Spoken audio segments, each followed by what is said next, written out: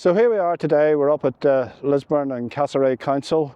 We're going into the planning meeting in a couple of moments' time.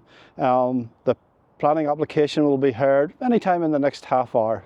Unfortunately, there's no live streaming. We were led to believe there would be, but the council has done away with the planning streaming set that they used to have. So we'll be keeping you up to date. Now, basically what will happen here is that the Chairman will bring forward the planning officer to explain the history of the site, to explain through what the development will be, to give what the recommendation will be. After that, the Chairman will then invite someone who's either speaking for or against it. The person speaking for will be able to put their case. The person speaking against will be able to do the same thing. They will then be open to questions from the Planning Committee, which is made up of 11 councillors from different political parties. Then after that is completed, then the planning officer will be open to questions from the Planning Committee, should there be any.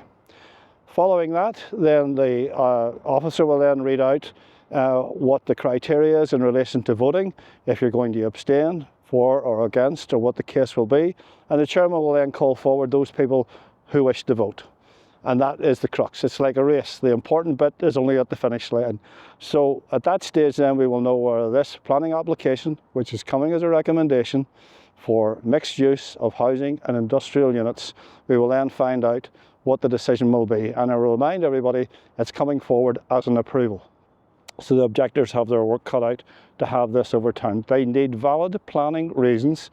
And I will remind everybody again, planning are legal matters. So therefore, they need to get it right. So once we find out, we'll come back to you again.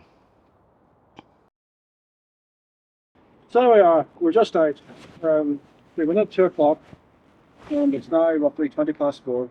The debate lasted, the presentation followed by the debate lasted 2¼ hours.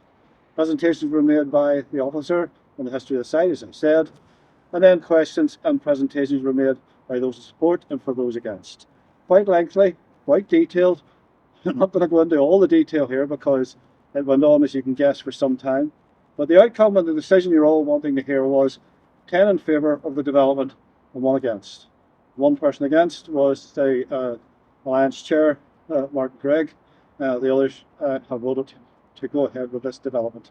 Now, there's still another bits of work to be done, and that is around the conditions that would be applied in relation to the affordable housing, etc. So there's still more to come on this one, but at this moment in time, it's been approved by the committee to go ahead with the development.